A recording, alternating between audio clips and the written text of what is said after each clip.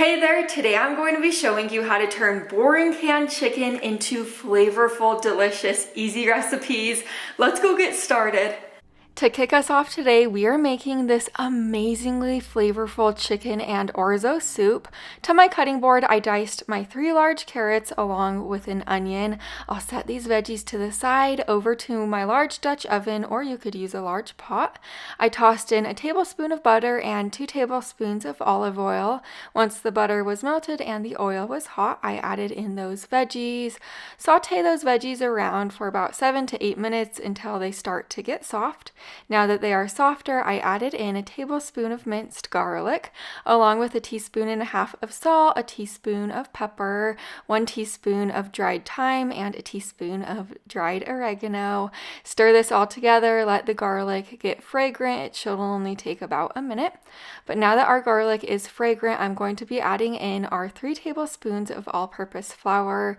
Once you have the flour in there, stir this around and let the flour get a nice golden color.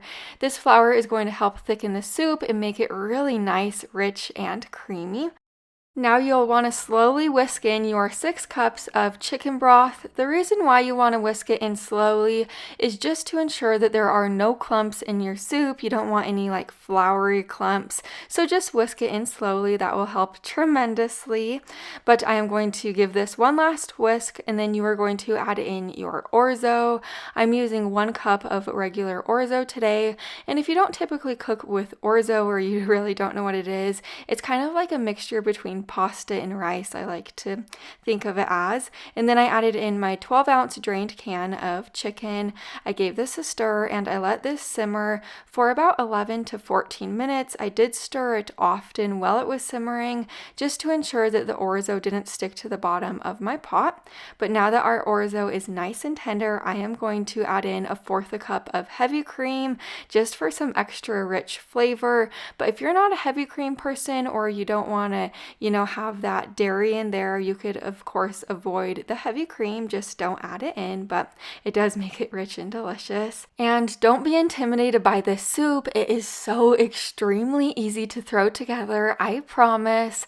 My family could eat this soup all year round. It is really truly that good. It is just bursting with so much flavor.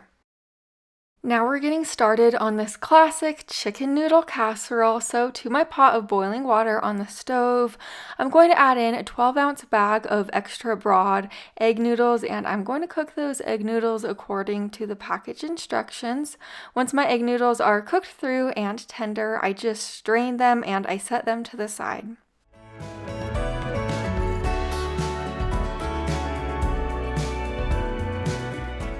Into this large bowl, I added in a 10-ounce can of cream of chicken and cream of mushroom soup. Next, a 1/2 cup of sour cream, followed by 3/4 cup of milk, 3/4 cup of shredded sharp cheddar cheese, and then 1 onion that I diced. Next, I'm going to toss in 1 cup of frozen mixed vegetables. For the seasonings, a teaspoon of salt, 1/2 teaspoon of pepper, 1/2 teaspoon of onion powder, and then a 1/2 teaspoon of thyme. Stir this all together.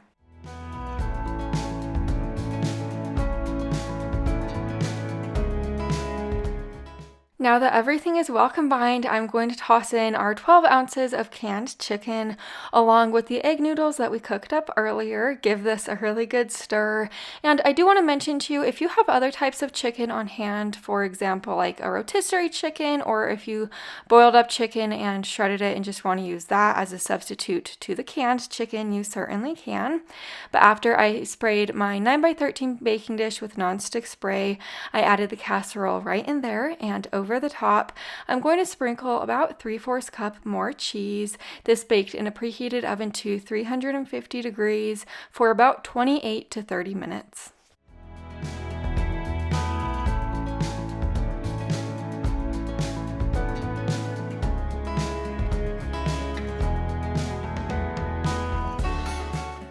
If you've never made a chicken noodle casserole like this before, you definitely need to give this one a shot. It is so flavorful. It is nice and creamy on the inside, and it really is so simple to throw together. Also, this one's a crowd pleaser, and it does make for some delicious leftovers for the next day. Now we're getting started on my favorite 8-can chicken taco soup. To the pot on my stove, I'm going to toss in 1 can of red enchilada sauce, or you could use green enchilada sauce, whatever you prefer. 12 ounces of canned chicken, next a can of diced tomatoes. I prefer the petite diced tomatoes, or you could use the regular diced tomatoes, really whatever your favorite is.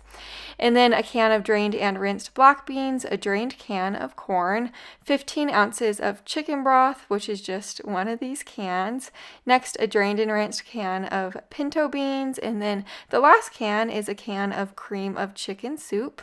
For the seasonings, I like to just toss in 2.5 tablespoons of taco seasoning. Seriously, it really can't get any easier than this. This is also a great pantry staple dinner. I gave this a really good stir and I let this simmer covered for about 25 to 30 minutes. Now that it is nice and hot, I am just going to serve it up.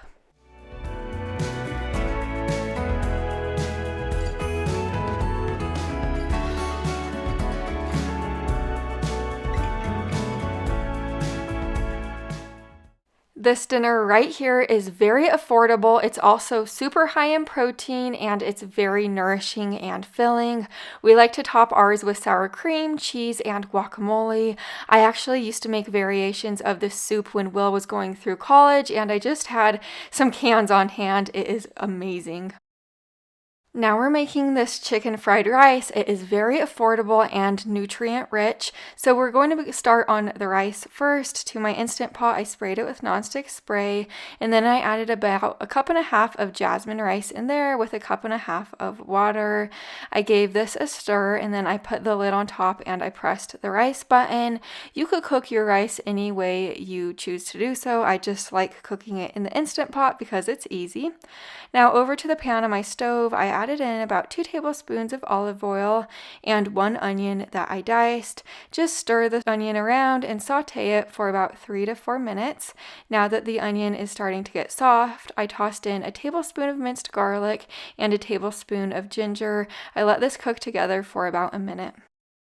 Now you'll be tossing in 2 cups of frozen mixed vegetables along with 12 ounces of canned chicken.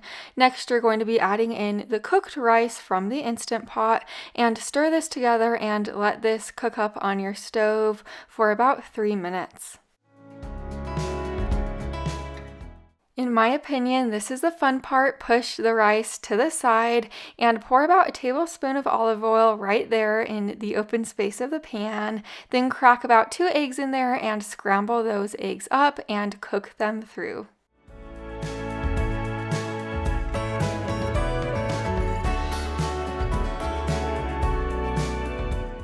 Now that our scrambled eggs are cooked, I added in 1/4 cup of low sodium soy sauce. Stir everything together at this point and let everything cook for a couple of minutes, and then it is time to serve.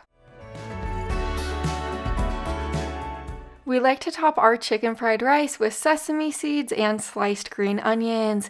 This chicken fried rice is packed full of protein and vegetables. It's very affordable, and this is very easy to throw together. You're gonna love it. Now we're making these fun barbecue chicken rolls. So to get them started, I have a can of pizza crust right here. It's just a refrigerated can. You could use any type of pizza crust you like. I unrolled it on my cutting board, and now I'm going to kind of be rolling it thinner with my rolling pin. I like doing this just because I sometimes think those pizza crusts kind of come thick. Now over the top of the pizza crust, I'm going to be brushing on some barbecue sauce. You could use any type of barbecue sauce you like, just make it a thin layer. And then over the top of the barbecue sauce, you'll be adding your 16 ounces of canned chicken. Spread that canned chicken out, and then over the top of the chicken, I sprinkled on 1/2 cup of shredded cheddar cheese. And then over the cheddar cheese, if you'd like, you could always add sliced green onions, sliced red onions, or really any toppings you like. Even bacon would be good. But now I'm rolling this up tightly, and then you are going to slice it kind of like into 2-inch thick rings.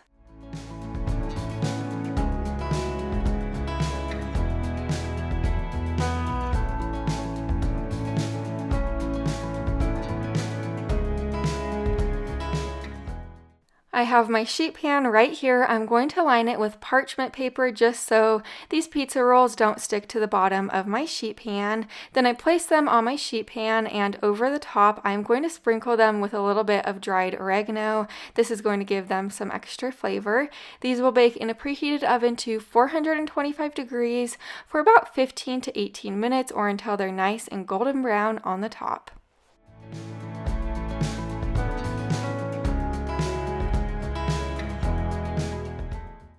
Here's what they look like out of the oven. Oh, so cheesy, crispy, and delicious. We like to sprinkle ours with a little bit of fresh sliced green onions. And then we also like to dip ours in barbecue sauce. They are so unbelievably good. I have plenty more videos similar to this on my channel, so make sure you subscribe down below the video so you don't miss any more in the future. I'll see you in the next one. Bye for now.